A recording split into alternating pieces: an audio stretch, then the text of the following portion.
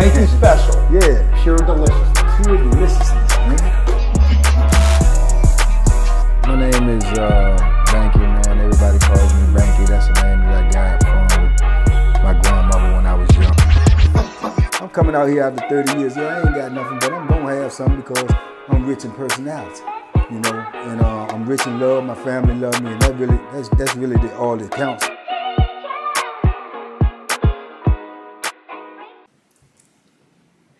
Shout out to everybody out there on Team Banky Pound, man. I appreciate the love. I appreciate the support, man. All of you people, man, who watch this 33 years of prison stories, I love you. I appreciate you. Everybody who watched my travel from prison to prison to prison, and y'all had enough patience to sit there and watch that series, I appreciate you. I wanted to give y'all a taste of what it was like to go from prison to prison to prison, to be moved around so much as I was, and to give y'all a little, you know, insight on what it was like with me landing in each one of these spots and going through some of the things I went through. But, you know, it was a lot more details within each and every one of those stops. And those are the 33 years of prison stories, which I'm going to get back to now and get back into some of these different characters and different people that I met along my travels. But I just want to let y'all know I appreciate y'all rocking with me. I appreciate the support. TBB salute. All the people who left a comment, all the people who made or shared the video, all the people who, you know, liked the video. I appreciate you, each and every one of y'all. I would hope that y'all would share these videos, like these videos, comment, and we can, you know, build this platform up even bigger so we can get this positive message out to as many people as possible. Excuse me, that is my ultimate goal. So y'all help me, man. We're going to try to push in 2022. This is why I try to bring y'all content each and every day, if possible, man, just to keep this message going, to keep this positive energy flowing. So that's what we're going to try to do, man. Shout out to No Jumper Adam 22. If you have not seen that interview, please go watch that interview. Leave a comment. Let them know that TBP is in the house, that we support, and spread the word so other people can go watch it. Share the video if you can on Facebook or whatever platform that you choose. But share the video so the video can get some more traction, so we can be able to get on larger platforms and spread our energy even more so around the world and get this message out. I appreciate y'all, man. I appreciate the help, the love, the support. And we're going to keep it rolling in 2022. No matter what happened, we're going to get it done by any means necessary. So, with that being said, we'll get back into these stories. This one right here, like I say, I always tell stories based upon, you know, my memory, what comes up in my memory. And most of the time, what comes up in my memory comes up by way of conversation of people in my everyday life. They ask me about what's going on in prison. They ask me about a certain situation or whatever. And it just brings up something in my memory and we talk about it. So recently, you know, as you can tell, I was talking about this, so I decided to bring it to y'all. I bring the conversations that I have to y'all and share them with y'all as well. Because as I told y'all, TBP, we family. So whatever I talk about, we gonna talk about. But this subject right here is it's a touchy subject, but it's reality. You know, it's a reality subject. You know, even from the time that I was in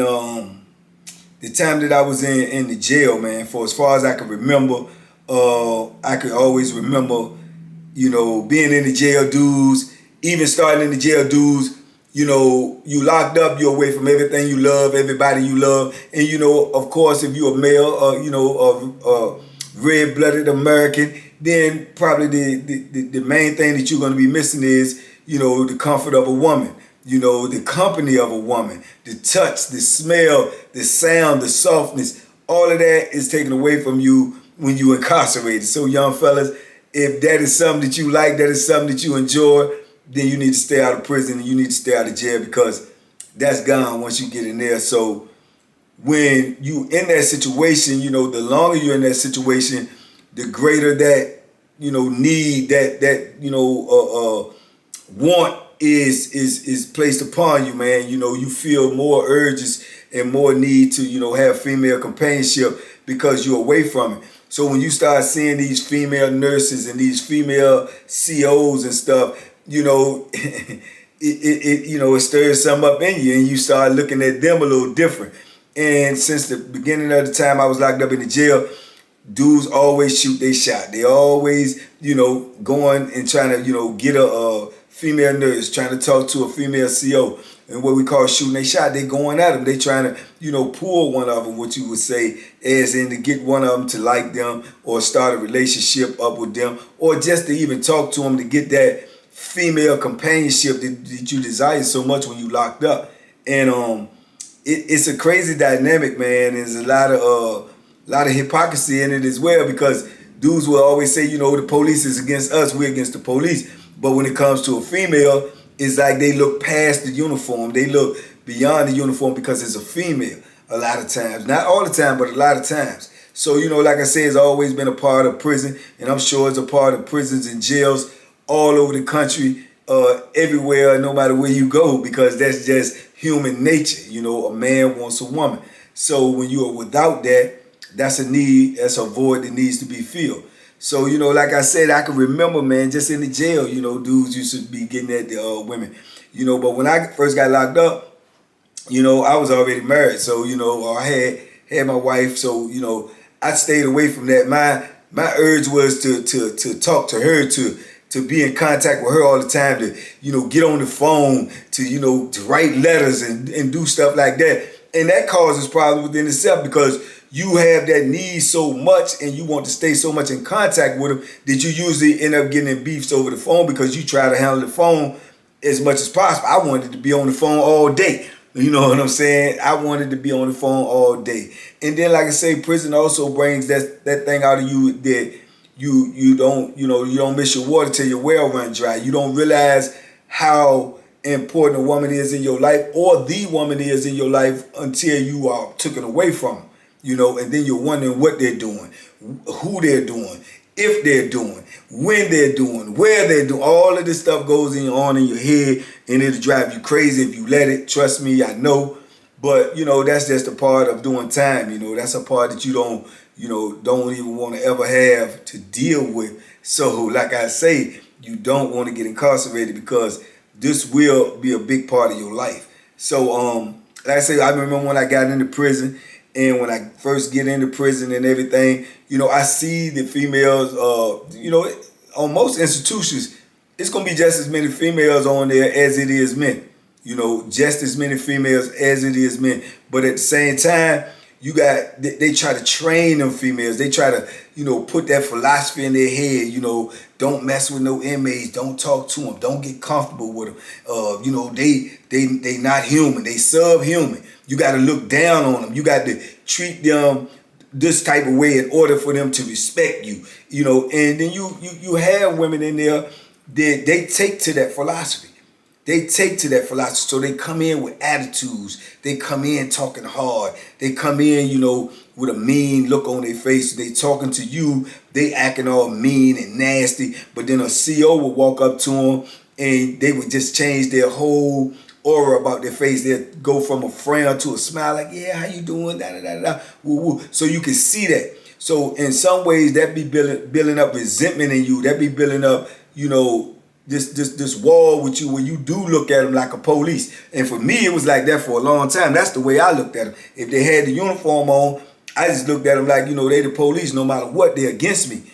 So, I know if push come to shove, I'm going to be the one thrown under the bus. So I stayed away from them, And, even from the jail part too, probably all the way, even when I first got into prison, I could tell where I see certain females that looked at me and felt like they might have, felt attraction towards me or whatever, or they might have been a little nice to me, might have been flirting with me or whatever.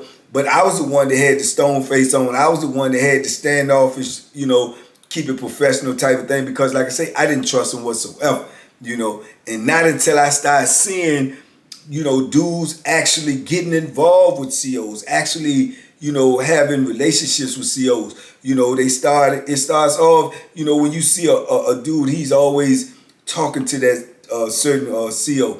Every time she come on shift, he's the one that's talking to her. Or like when we got a booth, he's the one always up at the booth. People coming back and forth to the booth to get request forms, back and forth to the booth to ask the person to open their door, because the person in the control booth opens and closes your doors.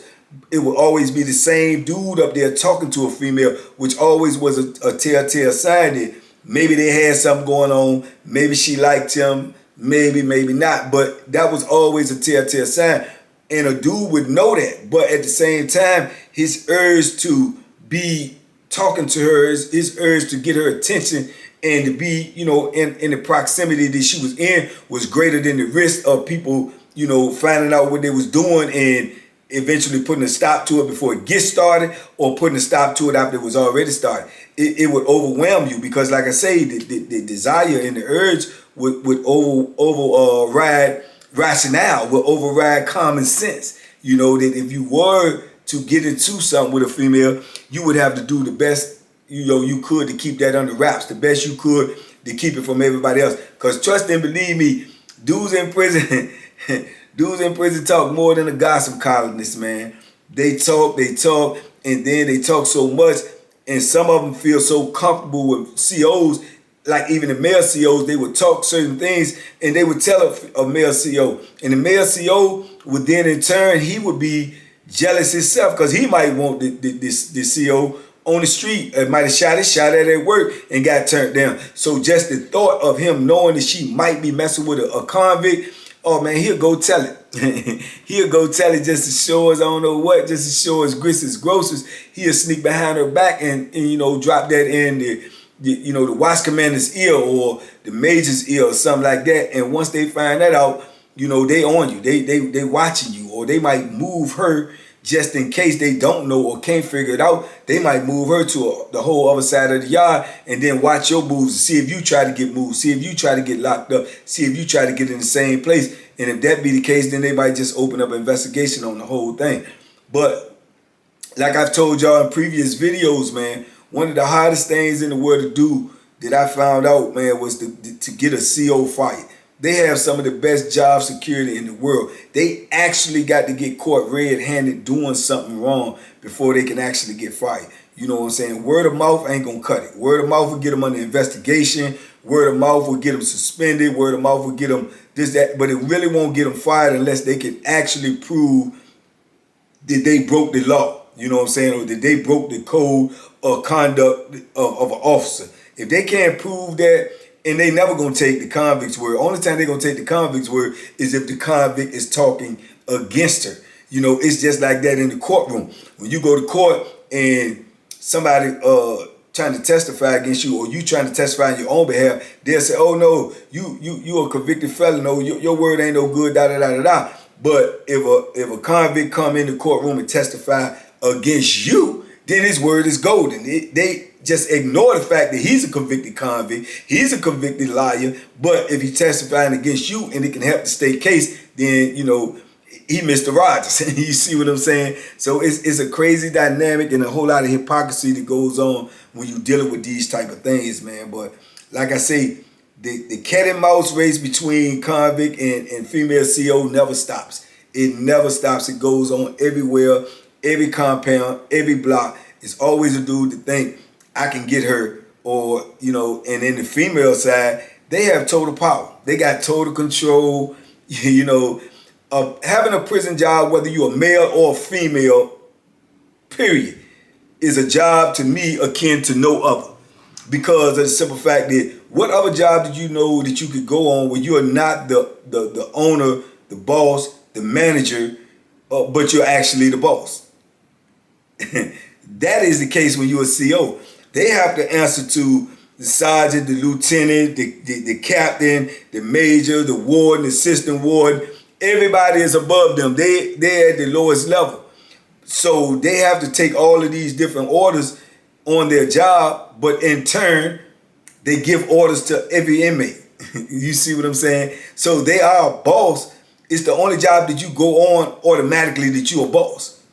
A CO is a boss. They have many and several bosses, but they are the boss over you. That's just how insignificant your life is when you're locked up. You see what I'm saying? They could just get the job, never worked in institution in their life, First day on the job, they automatically can tell you what to do. They automatically can call the shots on you. They automatically can ruin your day, your life, and everything else just by word of mouth. That's how much power they have over you, whereas they have no power over anybody else above them or at their job, period, besides controlling you. Amazing, you know what I'm saying? Amazing, but true. And they take cold advantage of that just like anybody else would on any other job did. If their boss was hounding them or their boss got them in a bad mood, things they couldn't say to their boss, ways that they couldn't react to their boss, they would take it out on you because you was the scapegoat, you know what I'm saying? You was the cannon fodder. You was the one that they can give all of that frustration to, all of that irritation to. So you subject to all of that when you know incarcerated. And also too, it plays effect in trying to deal with a CO. She can like you and you may not even return that feeling. You may not reciprocate that. So then in turn now she got a dislike for you. And with that dislike for you, it all depends on how she want to carry it. She can have you in the trick bag with the snap of her fingers. Yeah, the snap of her fingers, she can, say you said this, say you did that. And that's it for you. You through. So in a lot of ways, you have to appease them if nothing else, or at the minimum, at least get along with them. Whether they like you or not, you have to all be some type of cordial to them because they always have the power to turn against you just by word of mouth. And don't think that, no, I don't know where they get this concept from because they work there. They're going to be so professional. They wouldn't lie on you. They would, man, that is so much balaki, balaki, whatever word you want to call it, baloney, that it's just false. It's pure falsehood. They do what they want and say what they want based on emotions, based on their own feelings. If they don't like you, they'll lie on you in a minute. You know what I'm saying? In one split second, I've seen it happen. I've had it happen to me. I've seen it happen to several other people. So that's just reality.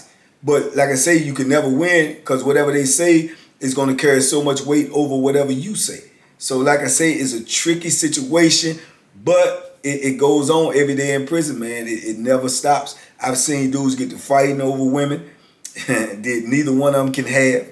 I've seen dudes get the pulling the Bethlehem out and going at each other over a woman that goes home to her husband every night and just comes in every day and flirts with these dudes and get them in an uproar, get them false hope or false belief that they can be with her or this, that, and the third. And it causes mass chaos in there. Mass chaos. And let alone when a woman come in there that look halfway attractive because, no disrespect intended, but it ain't a whole lot of men in prison. I can tell you that right now. It ain't a whole lot of men in the prison system this really attractive or whatnot. But at the same time, it happens like that all the time because they got this thing in penitentiary too. They call penitentiary eyes. They like you can look at a woman today and you can find her, like zero attraction. Zero. I'm talking about zero. You can look at her and she has nothing to offer you in the sense of attraction. But they say yeah, you say that now, and then you look at that same woman 5 years later after you'd have been in there 5 years without a woman, and you look at her, you trying to find anything you could possibly find is attractive about her, man. I've heard some of the craziest things said or some of the craziest jokes made about those type of things. Like, yeah, she ain't got nothing, man. She ain't got nothing attractive. And you see the same dude, you ask him that 5 years later, he look at the same woman and say, well, she got some nice shoes, man. She got it's called penitentiary eyes, man, because like I say, when you've been deprived of something so long, then you try to find anything to try to satisfy your need, man, or to satisfy, the desire that you have to be around a female, man. And I've seen it all, and it's just a crazy thing. But I've seen dudes, go into that water, man, and, get caught up out there with a female CO. And it all starts off small, it starts off talking, it starts off conversating, and then next thing you know, they're talking more and more every day. They're talking all the time. And then once you break the law, what we call breaking the law, the cardinal sin where you be able to touch them or they touch you, or y'all exchange a hug, y'all exchange a kiss, or more frequently, y'all exchange letters. If you write her a letter, which we call a kite, if you write her a kite, fold it all up real small or something, give it to her, and then she take that and she don't go turn that in to the police and get you locked up for fraternizing with an officer or anything like that. If she don't turn you in, then you good. You know that she got some type of life for you. But even more so if she taking that kite and she writes you back, right? So now she's broken the law. She has already went outside her job. That alone could get her fired if proven. So once she has made that move, she's basically committed herself to saying that she's willing to break the law for you and with you. So you take that, man, and once a dude got that locked in, then his whole mindset changed because now he started getting possessive. If he see you talking up there with her too long, he got some type of attitude, he got some type of feeling because he know that he's got into her, he's cut into her, so he don't want nobody else to cut into her. Because when you can pull a female officer on the inside, it's like one in a million. You got her, but on this block is 83 other dudes. So you're saying to yourself that she wants you over 83 other dudes, so what makes you so special? So you're feeling like in some type of way, some type of insecurity, like if she like me, she could possibly like someone else. So he try to, ward everybody else off away from her, which would always be a telltale sign that they got something going on.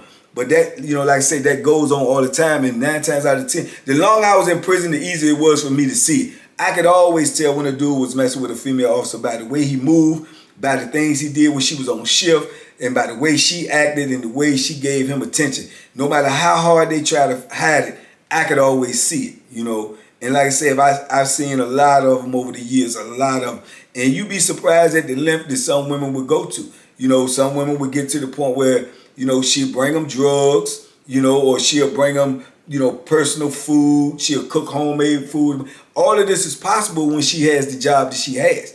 It's a way that she can get it done because she knows the system. She knows what goes on when she come in and out, how they're going to shake her down, how they're going to deal with her. So she knows what she can get in there and what she can't get in there. She knows the lay of the land, so to speak. So it's an easy thing for her if she play her position and do the things she's supposed to do. It can go on for a long time. I've seen dudes literally, I've seen dudes have relationships with female CO in there for years.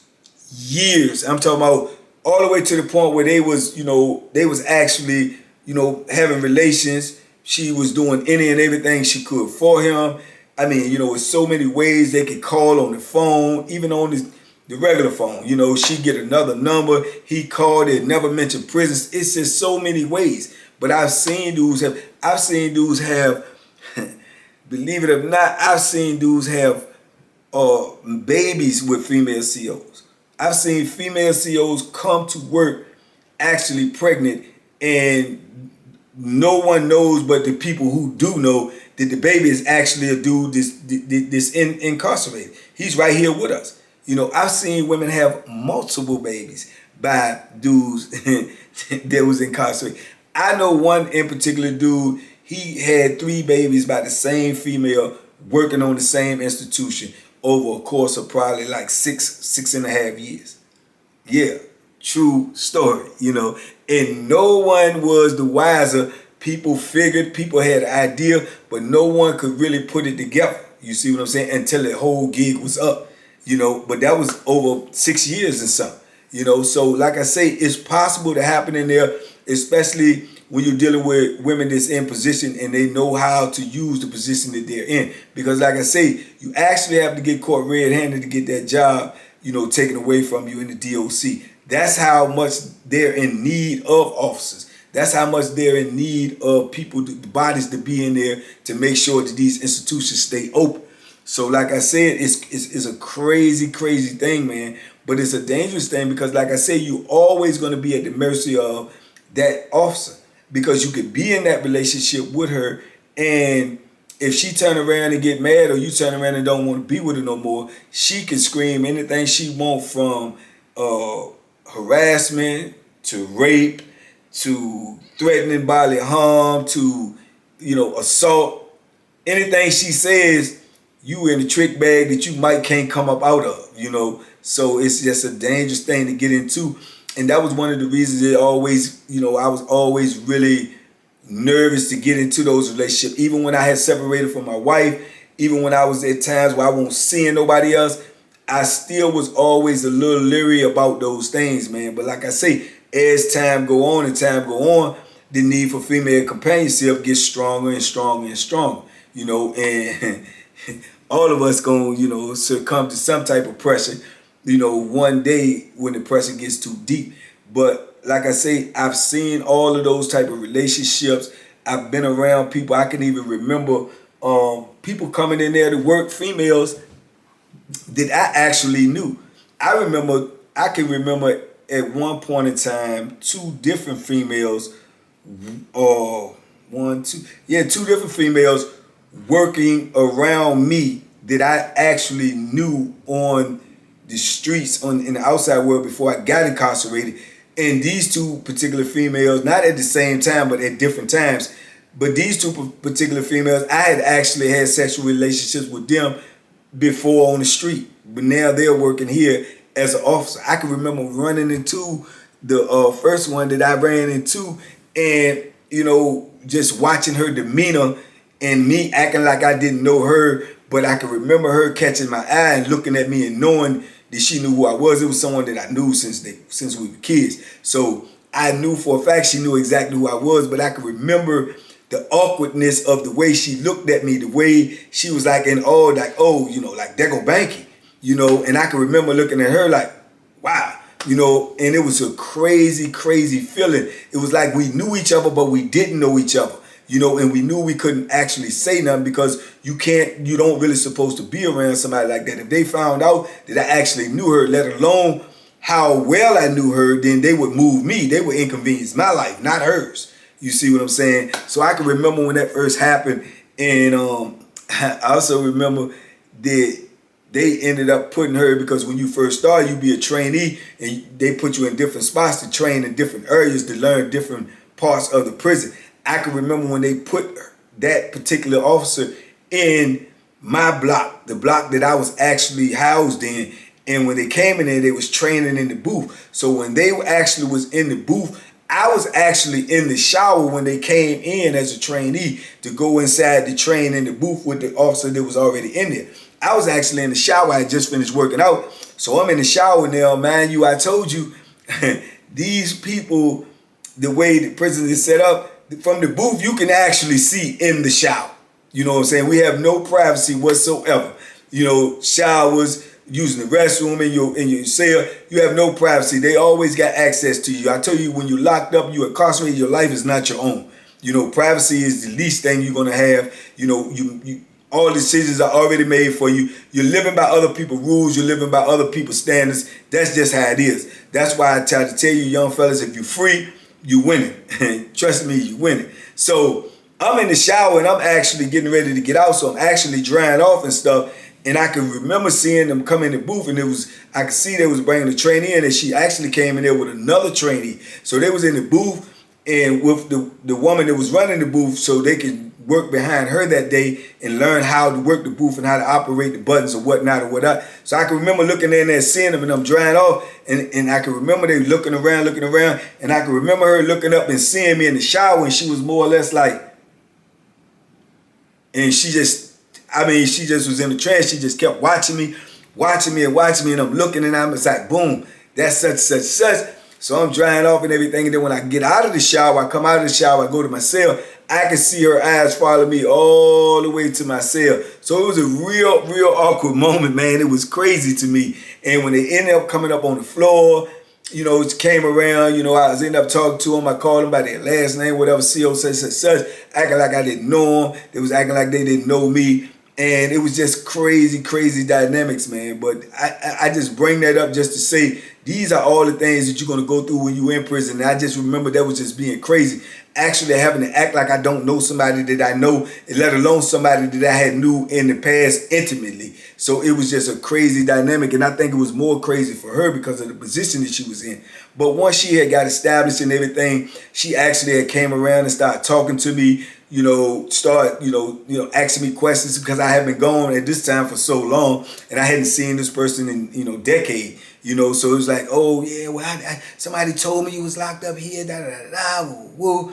And I could look at her and tell then that if I really wanted to pursue something like that, which at the time I didn't, and that would have probably been the best person to do it with, because I probably could have trusted them more so than anyone else. But I really didn't want to do that neither, because like I say, that uniform got in the way, and I was like, well, now you're a part of the system. You know what I'm saying? Will you trick me up? Will you, I didn't know. So it was just crazy, man. But that person ended up being a good friend to me, you know what I'm saying, was all right with me, and they didn't do anything that was detrimental to me. And like I said, had I pursued something different, I'm quite sure I could have, made something jump off. And it ain't like I didn't want to because of manly desires. But at the same time, I was more conflicted and confused at what it would cost me, if I got caught, which was crazy because, you're already in prison, you're already doing, I'm doing an astronomical amount of time, you know what I'm saying? So if anything is worth risking, it is, being able to, do what you can do when you can do it. But man, it's just that they would try to crucify you when they catch you involved with a female CO, man, let alone what they do to her. They try to embarrass her, they try to walk off the compound in handcuffs, do all this other stuff, try to prosecute her, because they be trying to send a message to the rest of the institution and the rest of the females on the institution that if you betray this bond, this union, this alliance that we got here, then we gonna prosecute you at the fullest extent of the law.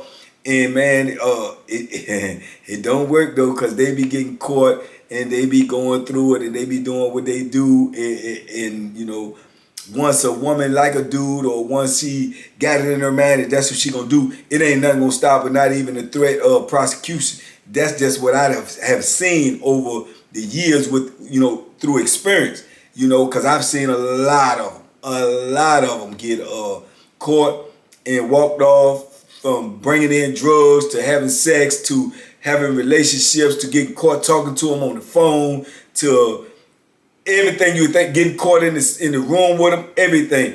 And to speak of, the other female that was there that I ended up knowing, that I knew on the street, that I had actually had some experience with on the street, man, she came up in there, and I remember meeting her and running into her and whatnot, and having conversations with her or whatever. And she didn't work on my side, but she had actually came over there on her lunch break just to see me, because she heard I was over there. And she came to see me, and we talked and had conversations or whatever. She told me she had been there for close to a year now, and I had never seen her. I just had heard she was working up there, but she had came over there or whatnot, but she was working on the other side of the yard. And the craziest thing about that is, man, I can remember, talking to her and just kicking it with her or whatnot, and we just talking about people that we knew, what they was doing out on the street, this, that, and the third. And she went back to the side that she was actually working on. And I can remember, man, it was like a year later, maybe a year later, and I could remember hearing, oh man, this CO on the other side, female CO, she got caught over there having sex with an inmate, and man, she had sex with a man, and she's so bold, she done went up in the cell and had sex with the dude, and she done fell asleep in the dude's bed, and the people that came around and caught her in the bed. And I said, what? And all of it, to my bewilderment, it was her.